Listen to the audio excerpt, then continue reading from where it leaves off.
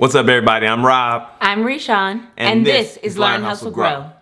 If you are interested in all things money, marriage, and travel, this is the place for you. If you're thinking about going to college, if you're thinking about getting a second degree, or if you're thinking about sending your children to college, watch this video.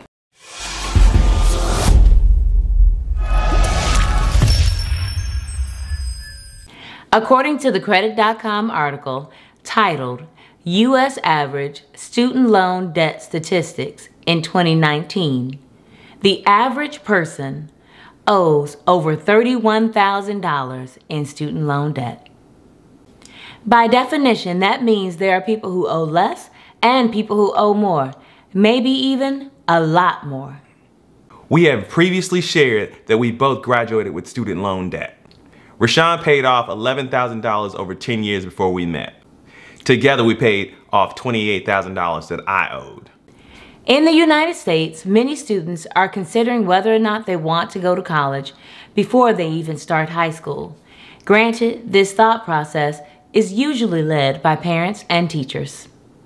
Going to college was not a foregone conclusion for either of us. Our teenage mothers could not conceive of their children going to college. There were others that poured into our lives. I am the product of the Chicago public school system. I attended 8 elementary schools and 2 different high schools. Fortunately, I excelled academically. My teachers encouraged me to pursue a college education. I graduated from a high school where it was assumed that everyone would go to college. I was accepted to every college and university that I applied for. Growing up, I struggled in school and didn't even think college was a possibility. I joined the military immediately after graduating high school. While I was in the Marine Corps, I had a drill instructor that advised me to contribute to my GI Bill. It would be years before I would actually use it. In the state of mind that I was in, I did not want to contribute. I wanted to keep every dollar. That's what a poor mindset will do to you. Even till this day, I'm still grateful for what he did for me. When I was applying to colleges, I knew that my mom did not have the money. I actually received waivers to cover the cost of the college application fees. In addition to applying for financial aid and student loans, I joined the U.S. Army Reserves to help pay for my college education. Yep, I saw the commercials, be all that you can be.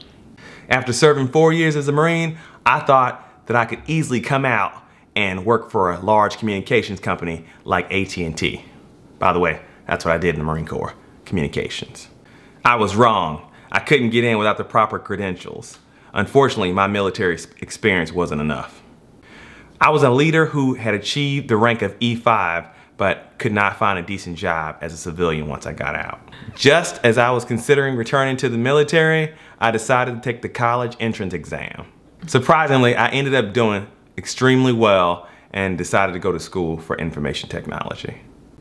With the cost of college continuing to rise and the impact of the last recession, many are asking themselves, does it make sense to get a college degree? You may recall that there were news reports of people with college degrees, even PhDs, working at Starbucks. Rob and I can only speak from our experience. Are there career options that let you make money without a college degree? Yes. Whether or not you should get a degree depends on several factors. What skills do you possess that would enable you to earn money? Do you like working with your hands? Do you have the discipline and drive to start an online business? If you have no idea what you want to do, it can be hard to decide whether or not college is the right move. Education does not have to equal a 4-year degree.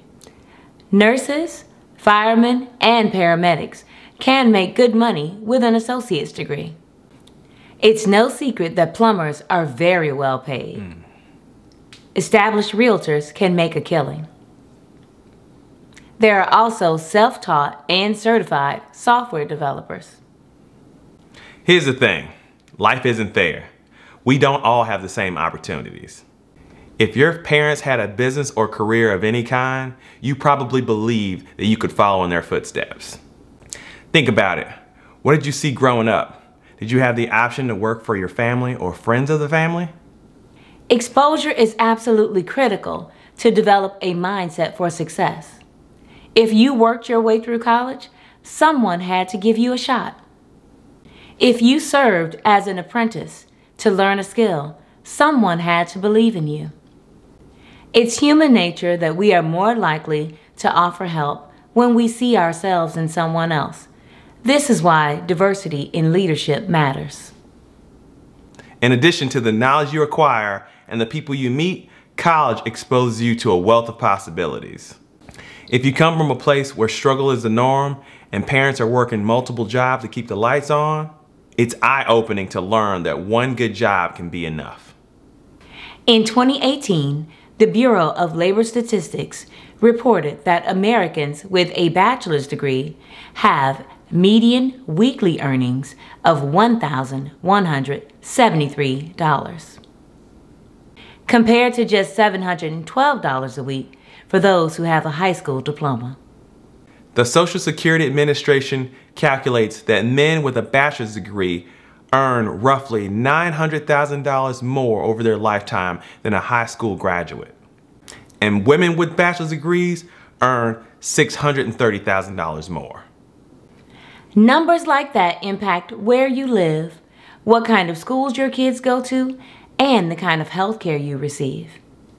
I have never had a job that did not list a college degree as a minimum requirement. So yes, I believe that a college degree can open doors that might otherwise be closed. The example we gave was specific to the earnings of an individual with a bachelor's degree. According to Census.gov, the number of Americans over 25 with master's degrees has doubled to 21 million since the year of 2000. A 2019 Business Insider article titled "How Grad Schools Became the Hidden Culprit Behind America's Student Loan Debt Crisis" calls attention to the fact that graduate student borrowers made up more than $1.3 trillion of the student loan debt recorded in 2016.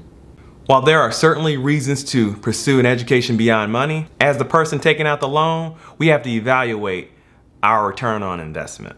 Whether or not you earn more money, you're still responsible for paying back the loan and the interest. When I felt dissatisfied with my career, I was often tempted to return to school in hopes that I would find greater purpose, feel more accomplished, or make more money. The cost of the degree programs and time commitment prevented me from moving forward. As an experienced sales professional, I just didn't see how a master's degree would lead to more money. More sales meant more money. So, do we believe in a college education? Absolutely.